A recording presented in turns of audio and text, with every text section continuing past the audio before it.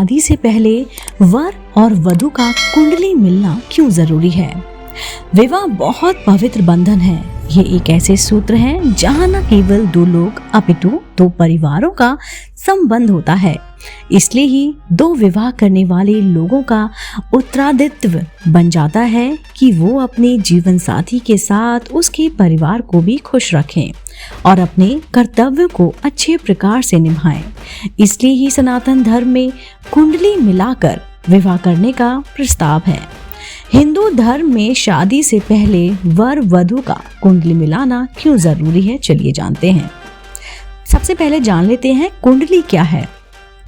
व्यक्ति की कुंडली उसके राशि के नाम, समय, जन्म स्थान आदि के आधार पर बनाई जाती है।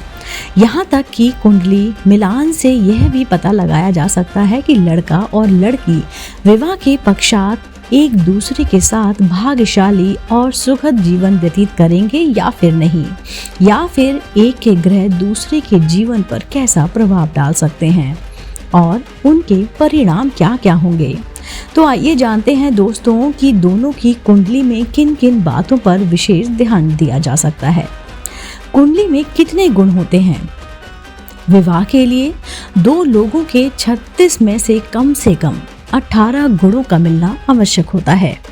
विवाह से पहले जब दो लोगों की कुंडली मिलाई जाती है तो लड़के की कुंडली में बहु विवाह योग, विदुर योग और मार्ग भटकने का योग देखा जाता है।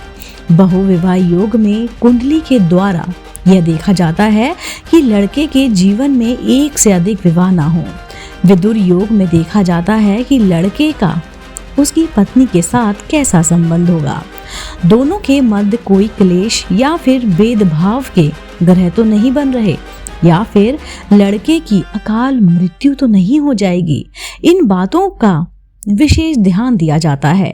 मार्ग भटकने का अर्थ है कि लड़का भविष्य में गलत आदतों से, जैसे कि जुआ, शराब, असत्य जैसे कई मार्गों का अनुसरण ना करे, अन्यथा लड़की जीवन का बहुत कठिन होगा। यदि कुंडली में इस प्रकार के दोष पाए जाते हैं तो विवाह में कठिनाइयां आ जाती हैं। वहीं लड़की की कुंडली में वैधव्य योग, विषकन्या योग और बहुपति योग देखा जाता है। वैधव्य योग में देखा जाता है कि दोनों में से किसी की भी अकाल मृत्यु तो नहीं होगी। फिर यह भी देखा जाता है कि लड़की की कुंडली में विषकन्या योग ना हो, क्योंकि इस योग के कारण लड़की सुखी नहीं रह पाती। उसके जीवन में दुख और दुर्भाग्य आते ही रहते हैं। बहुपति योग में देखा जाता है कि लड़की की कुंडली में एक से अधिक विवाह ना हो। इसके समाधान के लिए लड़की का विवाह पहले ही किसी वृक्ष से कराया जाता है, जिससे इस दोष को निष्प्रभाव किया जा सकता है। 8 गुणों का मिलना जरूरी होता है। जी हाँ दोस्तों, वर और कन्या की कुंडलियों के आधार पर कुल 8 गुणों का विश्लेषण किया जाता है। इन गुणों की क्रम संख्या के आधार पर ही इसका अंक माना गया है। जैसे पहले गुण का अंक 1 है, दूसरे का 2 आदि, और इस प्रकार सभी अंकों का योग 36 होता है। इसलिए कुल मिलाकर 36 गुणों का आंकलन करके निर्धारित किया जाता है कि दोनों एक दूसरे से विवाह के योग्य हैं या फिर नहीं। आइए जानते हैं ये 8 गुण योग कौन कौन से हैं। चलिए पहला जानते हैं। पहला है वर्ण। जी हाँ, जिसमें कन्या और वर के वर्ण अथवा जाति का मिलान किया जाता है। वर का वर्ण कन्या के वर्ण से उच्च या फिर समान होना चाहिए।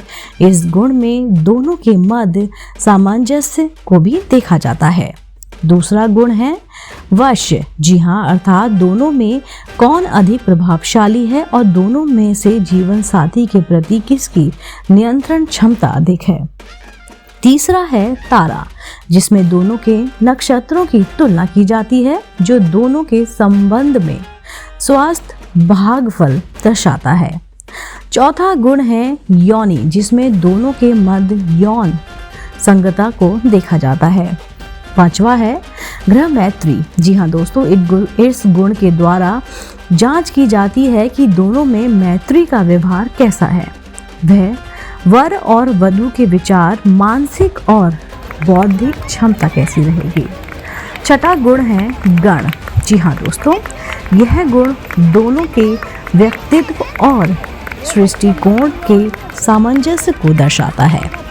7 पर है भकूट। जी हाँ दोस्तों, दोनों की कुंडली के आधार पर देखा जाता है कि भविष्य में परिवार कल्याण, समृद्धि आदि की स्थिति कैसी होगी।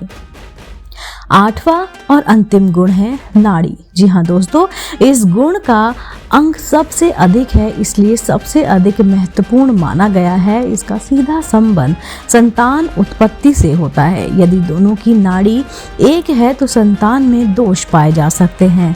इसका आंकलन ब्लड ग्रुप से भी किया जा सकता है। यदि वर और वधू दोनों एक ही ब्लड ग्रुप के हैं तो संतान के स्वास्थ्य पर इसका नकारात्मक प्रभाव होता है। नाड़ी दोष कुंडली में सबसे बड़ा दोष होता है।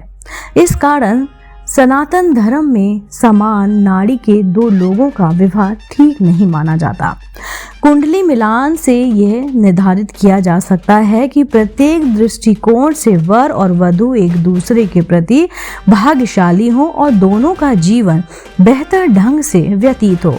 वैसे तो जिसके भाग्य में जो होता है वही होता है, परंतु कुंडली मिलान एक अच्छी प्रयास है जिसके माध्यम से ये देखा जा सकता है कि एक दंपति का जीवन खुशहाल व्यतीत हो। और दोस्तों, इसलिए ही सनातन धर्म में विवाह से पूर्ण कुंडली मिलान का प्रधान शुरू से रहा है। दोस्तों, उम्मीद करती हूँ आपको आज की ये जानकारी क्यों शादी से पहले वर और वधू की कुंडली मिलाना जरूरी है जरूर पसंद आई होगी। अगर आप ऐसे ही धार्मिक, पौराणिक, रोचक जानकारी जानना चाहते हैं तो आप मेरे चैनल आध्यात्मिक कहानियों को तुरंत से लाइक कीजिए, शेयर कीजिए और सब्सक्राइब कीजिए। मैं आपको मिलती हूँ जल्द ही इसी चैनल पर नई रोचक जानकारी और कहानी के साथ। आप देख रहे थे आपका अपना पसंदीदा YouTube चैनल आध्यात्मिक कहानियाँ।